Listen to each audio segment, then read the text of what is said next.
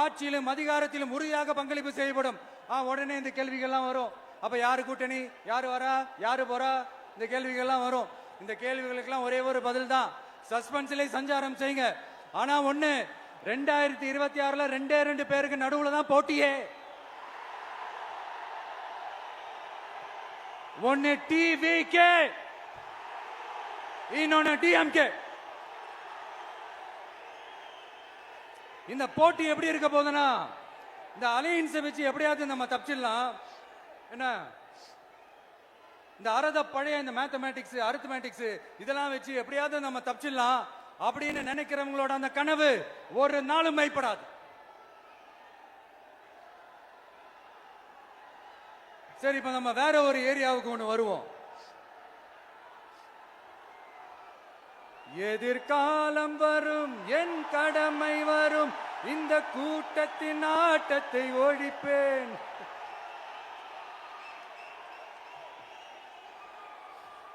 மக்கள் அரசியல் என்ற அந்த சவுக்க கையில் எடுக்கலாமா? யாருக்கு எதிரான தானே கேட்கிறீங்க? வேற யாரு? மறைமுக உறவுக்காரர்களான பாசிச பாஜகவும் பாய்சன் திமுகவும் தான். மாண்புமிகு பிரதமர் நரேந்திர மோடிஜி அவர்களே 3வது முறையா ஒன்றியத்தோட ஆட்சி அதிகாரத்தை நீங்க தானே கையில் வச்சிருக்கிறீங்க. இல்ல, நாங்க தெரியாம தான் கேட்கிறோம். நீங்க ஆட்சிக்கு வந்தது ஒட்டுமொத்த மக்களுக்கும் நல்லது செய்யவா, இல்ல நம்மளுடைய இந்த இஸ்லாமிய நண்பர்களுக்கும் இஸ்லாமிய தோழர்களுக்கும் எதிராக சதி செய்யவா? மக்களுக்கு உங்ககிட்ட கேட்கறதுக்குன்னு ஏராளமான கேள்விகள் இருக்குது.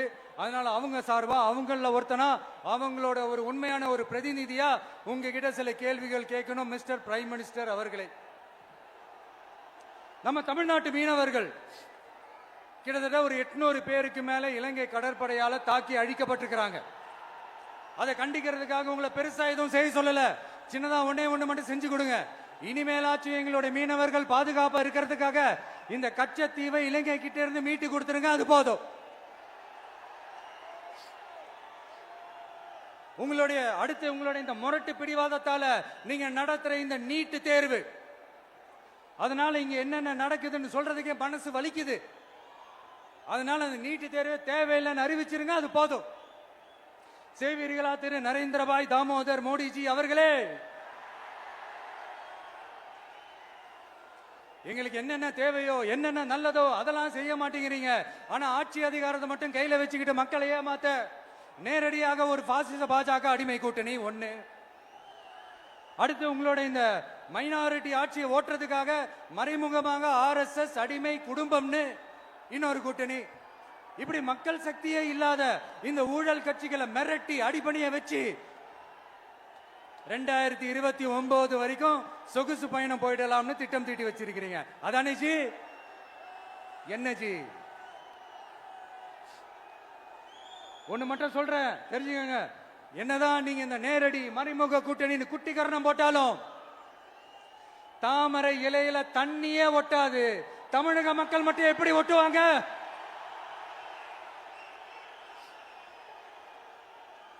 இங்க ஒரு MP சீட்டு கூட தரலன்றதுக்காக தமிழ்நாட்டுக்கும் தமிழ்நாட்டு மக்களுக்கும் எதுவுமே செய்யாம ஓரவஞ்சனை செய்யுது இந்த ஒன்றிய பாஜக அரசு. சங்கம் வச்சு தமிழ் வளர்த்த மண் இந்த மதுரை மண். அதனால இங்க அந்த கீழடியில கிடைச்ச ஆதாரங்களை எல்லாம் மறைச்சிட்டு எங்க நாகரிகத்தையும் எங்க வரலாறையும் அழிக்கிறதுக்காக உள்ளடி வேலை செய்யலாம்னு நினைக்கிறீங்க. தமிழ்நாட்டை தொட்ட என்ன நடக்கும் நீங்க பல உதாரணங்கள் இருக்குது. அதனால இதையெல்லாம் மறைச்சிட்டு எங்க மக்களை ஏமாத்திடலாம்னு மட்டும் நினைக்காதீங்க. மத நல்லிணக்கத்திற்கு பெயர் பெற்ற இந்த மதுரை மண்ணிலிருந்து சொல்றேன், உங்க எண்ணமெல்லாம் ஒரு நாளும் ஈடேறாது.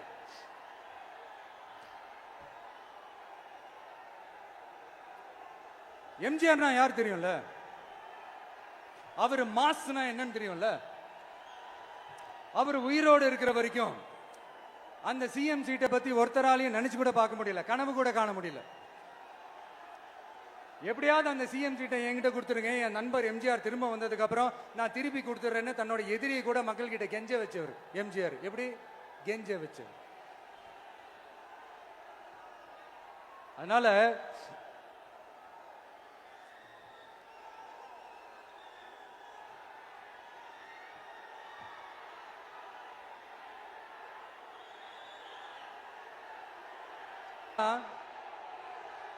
இப்போ அவர் ஆரம்பிச்ச அந்த கட்சியை, எம்ஜிஆர் அவர்கள் ஆரம்பிச்ச அந்த கட்சியை கட்டி காக்கிறது யாரு? இன்னைக்கு அந்த கட்சி எப்படி இருக்குது? அதை நான் சொல்லிதான் உங்களுக்கு தெரியணுமா என்ன? அப்பாவி தொண்டர்கள் அதை வெளியில சொல்ல முடியாம வேதனையில தவிக்கிறாங்க. 2026